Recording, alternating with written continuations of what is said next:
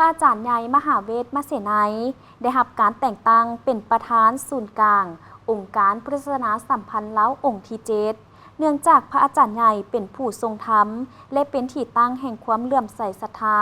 ตามหลักพระธรรมวินัยเป็นผู้มีความเข้มขมอ่อนน้อมถ่อมตัวตามมารยาทของบรรพชิตอิงตามธรรมนูญสงฆ์ลาวอิงตามความจำเป็นและความเรียกร้องต้องการในการเคลื่อนไหวเวียกงานของศูนย์กลางองค์การพุทธศาสนาภายหลังการมรณภาพของพระอาจารย์ใหญ่มหาบุญมาสิมมาพรหมอดีตประธานศูนย์กลางองค์การพุทธศาสนาสัมพันธ์ลาวดังนั้นทั้งคณะบริหารงานประจำการศูนย์กลางองค์การพุทธศาสนาสัมพันธ์ลาวก็ได้มีการคัดเลือกองค์รักษาการเพื่อมาเป็นประธานองค์การพุทธศาสนาสัมพันธ์ลาวโดยได้มีการรับรองเอาพระอาจารย์ใหญ่มหาเวทมเสนัยขึ้นมาเป็นองค์รักษาการนับแต่วันที่9 มิถุนายน 2025เป็นต้นมาระยะเวลาของการเป็นองค์รักษาการก็เห็นว่าเป็นระยะเวลาดนพอสมควร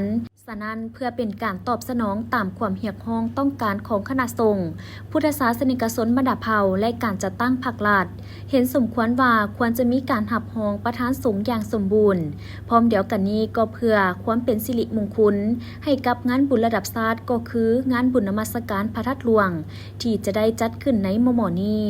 ดังนั้นทางคณะบริหารงานศูนย์กลางองค์การพุทธศาสนาสัมพันธ์แห่งสาธารณรัฐประชาธิปไตยประชาชนลาวจึงได้มีกองประชุมวิสามัญครั้งนี้ขึ้นมาเพื่อคัดเลือกประธานศูนย์กลางองค์การพุทธศาสนาสัมพันธ์ลาวโดยมีองค์ลงสมัครเป็นประธานจำนวน1 องค์คือพระอาจารย์ใหญ่มหาเวทมเสนัยซึ่งเป็นองค์ที่เป็นผู้ทรงธรรมวินัยสุตะและเป็นที่ตั้งแห่งความเลื่อมใสศรัทธา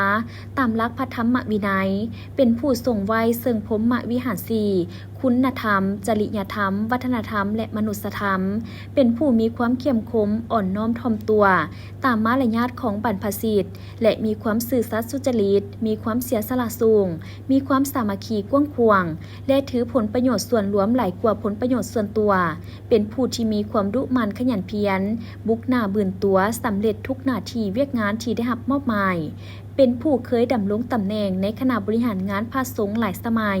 เป็นผู้ได้รับความไว้เนื้อเชื่อใจจากคณะสงฆ์พุทธศาสนิกชนทั้งเป็นผู้นำพาศาสนกิจและประกอบส่วนเข้าในเวียกงานได้ดีตลอดมา